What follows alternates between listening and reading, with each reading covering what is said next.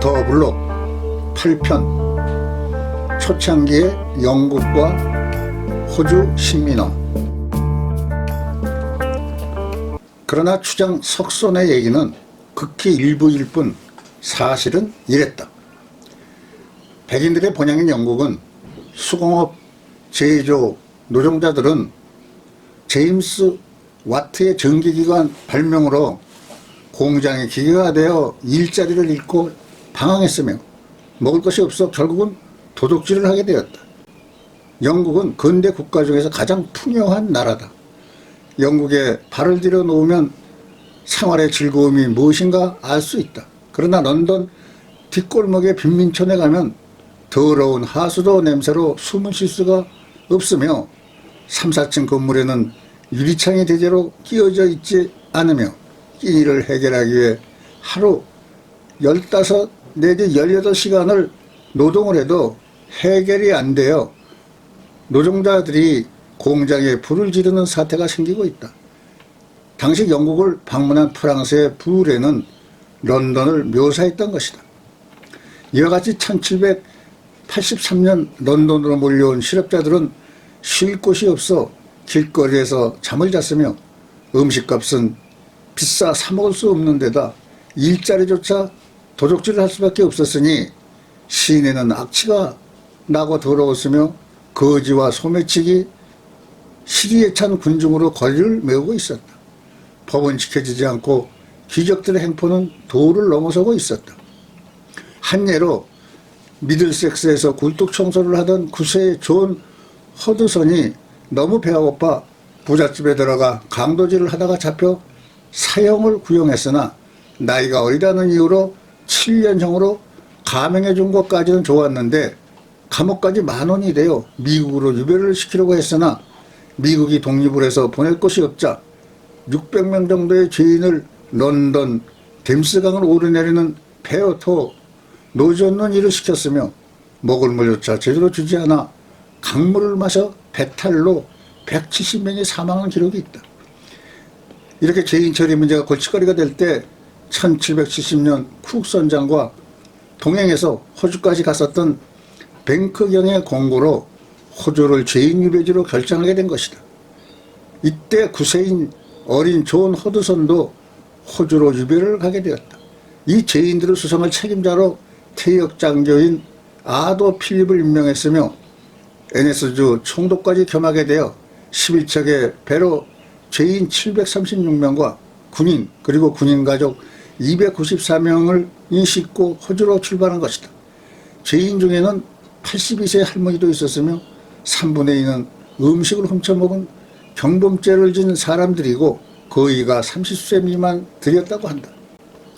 호주에 도착한 죄인들의 일주일치 양식은 밀가루 3kg와 약간의 마른 콩, 170g의 버터, 3kg의 소금에 절인 고구마이며 여자는 남자의 70% 정도 지급했으며 군인의 경우 죄인들과 비슷했으나 술이 지급되어 좀 풍족하게 지냈던 것이다. 그러나 이 양은 3, 4일을 먹을 수 있는 물량으로 남의 것을 훔쳐먹게 되고 영양실조로 각기병, 이질 등이 퍼져 고생을 하다가 죽는 경우가 생길 정도로 아주 열악한 상태였던 것이다.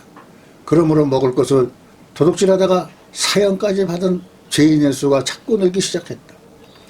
그래서 현재 보타니 가든 식물원이 있는 곳에 농사를 시작했으나 수확이 없어 실패하자 헉스베리 강을 끼고 있는 파라마타로 농장을 개척해서 생산을 했으며 그 후 형기가 만료된 죄인에게 헉스베리 강가 땅을 줘 농사를 짓게 해서 지금도 그 후손들이 넓은 농토를 가지고 잘 살게 된 계기가 된 것이다. 영국왕 조지가 필립 총독에게 내린 명령은 호주에서는 천주교를 막고 영국 국교와 개신교를 전파하고 원주민과의 불화를 극소화하는 한편 인근 섬에 사는 원주민들을 데려다 노동력을 보충하라고 했지만 실천에 옮기지 못하고 오히려 원주민들을 학살했으며 천연두가 발병하며 하여 많은 희생자만 만들고 말았다. 뒤늦게 영국 성공의 신부인 리차드 존슨이 첫 예배를 호주에서 드렸다. 그러나 죄인들의 대부분이 하류층의 사람으로 종교에 관심이 없었으며 지식층은 아이리시 사람들로 천주교 선병자여서 출석률이 저조하자 교회를 나오지 않으면 급식을 중단하는 강경책을 쓰자 이에 대항하여 교회를 불질러 버렸다. 이를 주장한 사람은 정치범을 가장하여 호주에 온 제임스 딕슨 천주교 신부였는데 이로 인해 사형 선고를 받았으나 영국 정부의 배려와 후에 호주에 천주교 교회를 세우고 예배를 드릴 수 있게 된 것이다.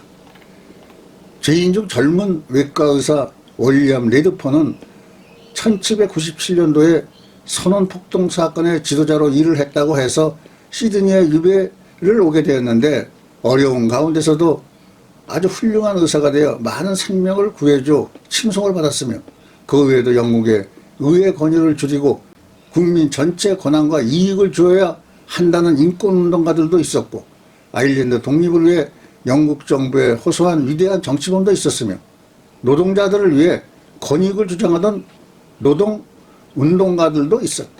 그러나 대부분의 죄인들은 가난한 노동자 계급으로 배가 고파 도둑질을 하던 선량한 시민들이었다. 도착 후 2년 만에 인구는 2066명이 되었다. 그러나 죄인들의 생활은 먹을 것이 없어 굶주렸고 영양실조와 각기병으로 시달려 여러 가지 전염병이 퍼졌다. 이로 인해 오랜 기간 예보에 접촉이 없던 원주민들은 면역력이 전혀 없어 초저도 등 전염병을 견디지 못하고 수없이 죽어갔던 것이다. 이때 레드폰 지역에 사던 가리갈 부족이 천연두로 치명타를 받아 살아남은 자들이 사막과 북쪽 늪지대로 옮겨 자리를 잡은 것이다. 그 무렵 백인들도 식량 부족으로 쥐, 까마귀, 앵무새, 뱀, 딩고 등을 닥치는 대로 잡아먹었으며 죄인들은 도망치기 시작하고 정부 관료에게 덤벼들기가 일쑤였고 여러 가지 사건이 많이 발생했다. 이런 일도 있었다. 시기도덕으로 7년형을 받고 시드니에 유배온 마리 브리언트 여인은 밀수로 먼저 수감된 남편과 같이 식량난을 해결하기 위해 바다 낚시를 했는데 다른 사람보다 낚시를 잘해서 많은 고기를 공급했기 때문에 다른 죄인들보다 자유로운 활동을 할 수 있었다.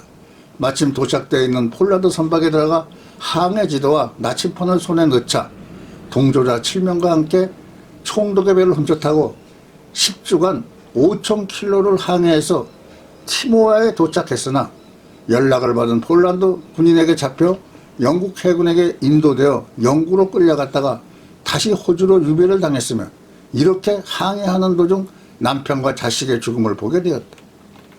또 다른 도망자는 아일랜드에서 잡혀온 죄인으로 남자 20명과 여자 1명이 일주일 식량과 입을 옷을 준비해서 걸어서 중국에 가서 산다고 시드니 북쪽강을 건너 도망을 했다. 이들은 시드니 북쪽강을 건너면 중국에 도착할 수 있을 거라고 생각했던 것이다. 그러나 가는 도중 원주민 습격과 굶주림으로 거의 사망하고 몇 사람은 살아 돌아갔다. 이렇게 도망자가 생기자 먹을 것을 해결하기 위하여 농사를 짓기 시작한 것이다. 이때 형기를 마치고 풀려나 농토를 배정받은 제임스 루시가 숲에 불을 질러 화전을 일고 기름진 땅을 만들고 농사를 지은 것이 잘 되자 풀려난 다른 죄인에게도 땅을 주었고 숲을 태워 농사를 짓게 한 것이다. 그래서 많은 농토가 생기고 추수를 해서 식량이 해결됐으며 농토가 급속도로 확장되어 식량난을 해소하게 되었다. 지금의 시드니 명문 사립 제임스 루시 농업학교가 생긴 동기는 제임스가 농사를 잘 지으려면 학술적으로 공부를 시켜야 한다고 정부에게 건의하여 이루어진 결과인 것이다. 1792년 필립 총독이 임기를 마치고 영국에 돌아가서 죄인을 보내기보다 농사꾼을 이민시켜야 호주가 안정된다고 강조했으나 받아들여지지 않은 것이다. 그러나 새 총독이 오기 전 공백기간 군인 장교 크로스와 파티슨이 호주를 대신 다스리는 동안 군인들에게만 땅을 나누어주면서 죄인들을 시켜 농사를 짓게 해 많은 돈을 벌게 되자 군인들이 큰 돈을 벌게 되었고 군인 지주들이 생기게 됐으며 그 자본력으로 영국에서 많은 물건을 사다가 팔아서 더 큰 축제를 하였다. 그 당시 호주는 돈이 없이 림주를 돈 대신 썼는데 군인들이 전부 술을 가지게 되었다는 것은 돈을 군인들이 다 차지해버렸다는 말인 것이다. 그러므로 풀려난 죄인들에게 주어 농토를 만드는 땅도 자연히 국민 지주들의 땅이 되어 영국의 귀족이 농토의 99% 차지하듯이 호주도 군인 지주들의 땅이 늘어나게 되었다. 그래서 뉴사우스 웨일스라고 부르지 않고 럼컴이라는 새로운 이름이 생긴 것이다. 그렇지만 헉스베리 지역이 개발되어 먹을 것이 풍부하게 되고 매년 시드니에 들어오는 고래와 물개를 잡아 영국에 수출 큰 돈을 벌게 되었다. 다음은 9편 초창기 시드니 모습을 연재합니다. 감사합니다.